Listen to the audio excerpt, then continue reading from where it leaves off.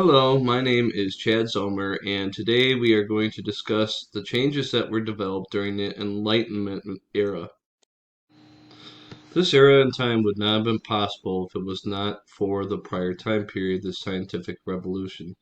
The scientific revolution began the thought process that things weren't always what they seemed, and that not everything is known. The scientific era made some incredible scientific discoveries, which led into the Enlightenment era, expanding even more into free thought. Prior to the scientific era, it was believed that the knowledge of the world was already known by the majority of individuals, and to stray from what was already handed down was not heard of. The Enlightenment time period started in 1688 and ended in 1789. The basic fundamentals were to be more natural and to keep learning about new things and processes. The idea was to apply rational thought to human existence. They also believed that there was no limit to what science can truly discover. There was a real physical universe that could only be understood by using science instead of myths or storytelling.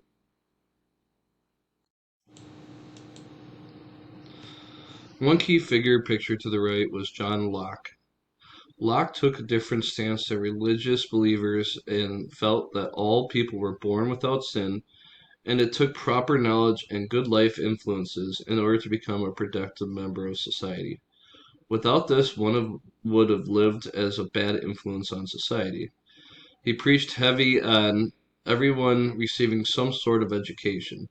He also believed that the government was only granted power by the people, and failure to comply with laws would get the power removed from government by the people.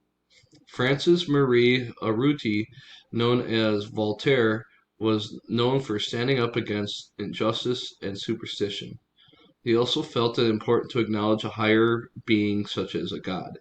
He felt if people did not have a superior power to look up to, then the world would change to violence. Charles Montesquieu was responsible for what many nations hold as government today. He felt that there had to be a separation of power in the government to stop one party or person from becoming a tyrant. Some of the notable changes that were created in the Enlightenment era were social groups and media. Enlightenment people believed in sharing of knowledge and open debate of that knowledge. For the first time, people were encouraged to get an education. In fact, the biggest change was to the middle class, whom before they had not been encouraged to read or go to school. Now education was looked at as being a necessity. They also felt that people had natural rights and should live more natural, such as not wearing wigs or makeup. Absolutism was opposed. One must use their mind and think clearly about all of the possibilities or outcomes. They also believed that all men and races were created equal, where was a major shift from the prior 2 centuries, as the slave trade was heavy between Europe, Africa, and North America. The responsibility of the government was to be more accountable to the people. Torture was looked at as being barbaric and unnecessary. Government should be designed to promote greater prosperity for its people. The people are to be equal to the law, and no one is above the law. The laws were to be rational laws that could universally be seen by the people as serving the people. Enlightenment people also were against tyranny and condemned cruelty and selfishness amongst monarchs. Those who followed secularism believed that the government should not have any influence in religion, and likewise, religion to government. As far as justice, the Enlightenment era felt that all people, whether rich or poor, should be held to the same laws and punishment in the eyes of the law. It was the state's duty to protect the life of their citizens and honor regardless on if they were accused of a crime or not. This era developed the idea of human rights, which finally recognized humanity of races as being equal, which led to the abolishment of slavery in France, the Netherlands, and Great Britain. Women were still not given equal rights as men and were kept to be in different social positions. One of the biggest conflicts of this era was with religious beliefs of the prior era. The Enlightenment time period believed that God was merely made up and not true. The things that could not be proven by science could not have happened, such as Mary being a virgin or Jesus turning wine to blood. If there was a God, he kept his distance from everyday happenings and allowed the natural laws of people to take rule in the world. Some believed that if there was a God, that there had to be a made up God if there wasn't one, in order for society to remain stable. They looked at church practices as being ignorant, deceptive, and they brought the era about a lot more atheists than before to this belief. There were two major types of social spaces that were meant for individuals to learn about new discoveries and bounce ideas off of each other to create a more common sense sort of society. The first was coffee shops. These were housed in England. They would charge their patrons a fee to enter per day, but would in exchange give them unlimited coffee. Rather than being from a diverse group of individuals, all social classes would gather together to discuss ideas and writing provided by the coffee shop. This allowed individuals to gather many different viewpoints on how the world functioned or should function.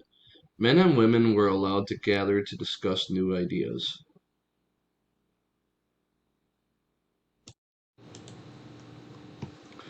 The second social space was out of France and Germany and was called a salon. Again, men and women were allowed to come to the salon to bounce different ideas out. However, the major difference between the two is that discussions were typically delivered by philosophers themselves from their readings, and then they would engage the group in debate and discussion. The salons were also known for being led by women, as they were the best moderators of learned discussion. The problem with this was that a lot of men did not look at women as being equal, and therefore they would look to argue their stance on important issues.